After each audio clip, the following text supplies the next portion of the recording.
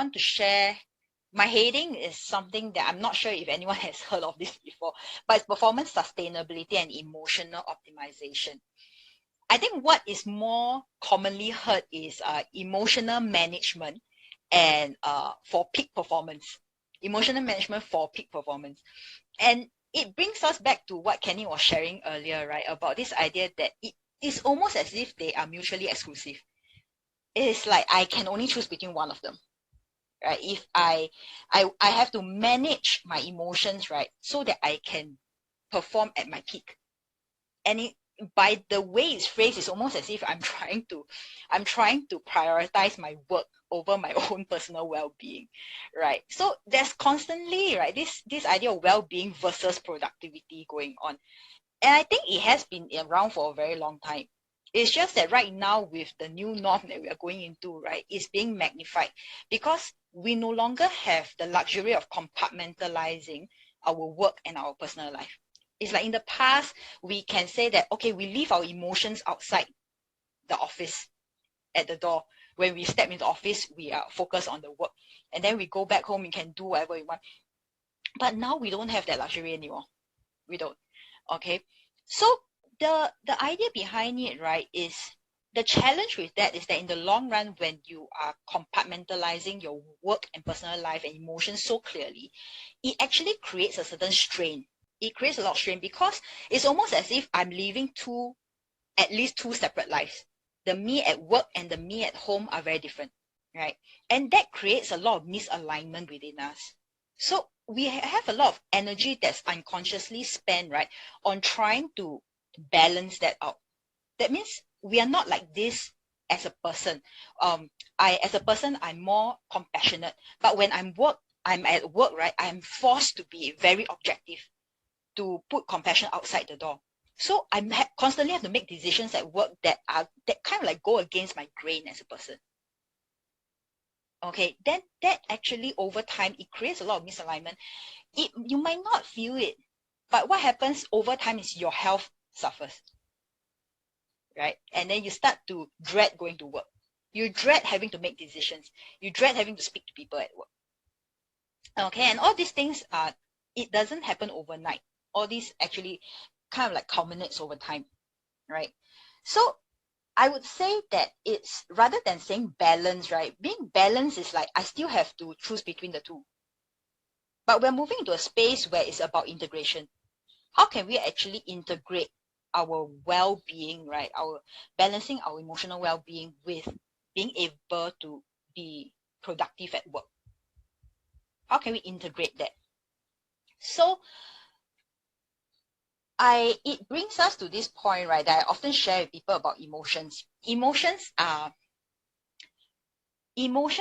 very, very misunderstood, especially in the corporate space, right? People often say that, oh, you cannot be so emotional when you're at work and all these things. But the truth is, emotions, they don't necessarily have a good or bad emotion. Emotions, the negative and positive side of it is coined by us, right? Anger, frustration, sadness.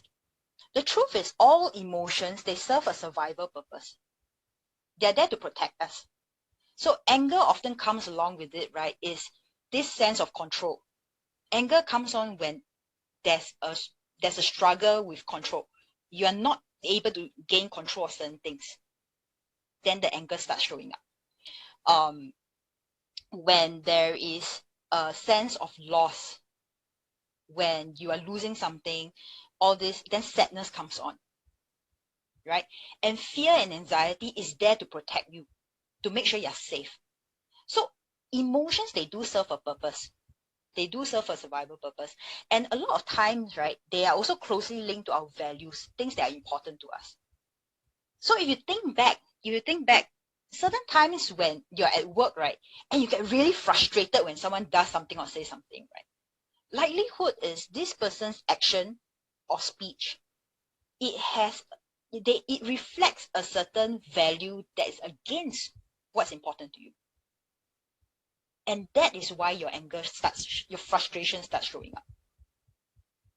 Okay, but what happens A lot of time, okay, I have to stay objective, I have to stay professional. So I push it down, I ignore it, and then I just work with this person. With whatever, I just go along with this person. But over time, what then happens is the relationship between you and this person starts to get very strained. Right? Yeah. So I'm going to encourage you to, I'm going to invite you, right, to explore this idea that your emotions are actually just messengers. Your emotions are just messengers. They are there to alert us about for our survival or about certain values that are at risk or being challenged. So when you have a messenger, right, knocking at your door, and you ignore this messenger, right, this messenger is not going to miraculously disappear. This messenger is going to knock harder on your door until eventually this messenger may actually break down your door. Okay, and that's when people go into situations like meltdown. People go into a lot of stress, and all these things. So don't ignore them, because they'll just keep coming back and knock harder on the door. So what then can we do about these emotions, right? It doesn't mean that we just leave it, because if you leave it, you're still not accepting the message. Your messenger is still at the door, right? What you want to practice is noticing when these messengers are coming up. Notice when these messenger emotions are coming up. So you don't wait till they knock down the door, because that's too late. Knocking down the door, right, is when you are screaming at the person, you're pointing at the person in the video, and you're going beat red, right? That is when things are out of control already. The messenger is not at the door, the messenger is like in your face. All right. So how to notice it is start tuning into your breathing. Is your breathing starting to shift? Are you starting to find it harder to breathe? Is there more tension in your chest area? Okay. And tune into your posture, your spine. Is your spine still straight up? Does it kind of like straighten further? Or does it start to crouch a little?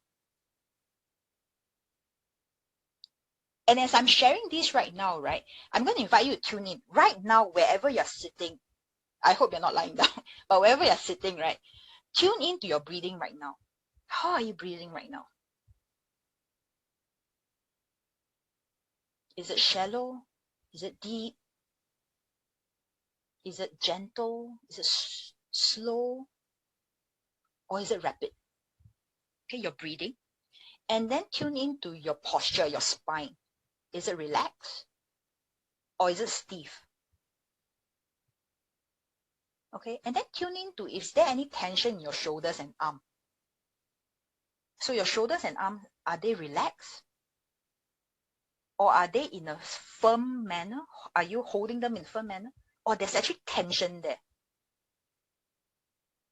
So just tuning into these three areas, right? Your breathing, your spine posture, and then your shoulders and arms, your neck area, right? Any kind of tension, right? Just these three categories. I'm going to invite you to start tuning into the different combinations that it shows up for different emotional states.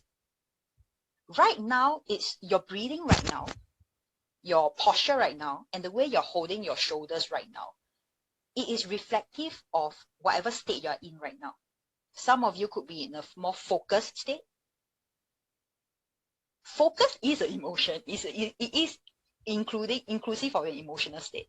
So emotion doesn't necessarily only mean anger, fear, sadness. No, emotions has a lot more to it, including focus. Okay, or some of you could be in a relaxed state, or some of you could be in a tired state. And when you're in these different states, right, your breathing posture and your shoulders, right, will come up in a different combination. So start to tune in and recognize, right, how does that anger or the fear or the anxiety or irritation, right, how does it start showing up in these three categories? So when you start recognizing it, that's when you can start changing. Because when you start recognizing that, okay, these three things are showing up, I know that I'm starting to get irritated, I'm starting to get angry, then that's when you can take a deep breath in, pause and ask yourself, why am I getting irritated? What did this person say or do that is causing this irritation in me? Because you need to break that pattern of going to that downward spiral, right? Of eventually going to a full rage, right? You need to break it by changing something, including your breathing. So take a deep breath in, kind of like just straighten your spine a bit more, looking upwards, and just ask yourself, okay, what happened there? What did this person say or do, or not say or do, that created this tension for me? And then address that. Speak to the person openly. Okay, you said this. What might be the reason behind you saying that? You didn't say this. Is it possible that you missed this out? Communicate. Right? The communication can come in only when you catch that emotion at the onset. Then you are in a better space to communicate. Right? Otherwise, you go into the down spiral, then that's when you can't communicate. And then it becomes, you know where it goes. You know where it goes. Right? Right? So familiarizing, recognizing, identifying the onset of these messenger emotions are important. And then practice your baseline on a daily basis. What do I mean by baseline? Ask yourself, what is a state? What is a so-called positive, or in other words, more supportive state, right, that I want to be in more often? For example, if I want to experience more calmness in my day-to-day life. Okay, then right now put yourself into, imagine right now, right, if I am right now in a state of calmness, what will my breathing be like? What will my posture be like? And what will my shoulders, how would it feel like in my shoulders right now? And then don't just practice it before you go into a meeting. Practice it daily. When you wake up, after lunch, in the evening. Because when you practice it daily and consistently, right, you are setting the baseline for your body to naturally go into when things go out of hand. When your mind is elsewhere, when you need to handle a lot of information coming in, when you're speaking to someone, you don't have the time to stop and say, okay, what's my brain? It takes time, right? But if you are practicing it daily in your empty pockets of time, then your body is tuned to be able to fall in, right, whenever you need it. And you don't have to work against it. Yeah. So that's something that I wanted to share with regards to emotions and states. I hope that would be something useful.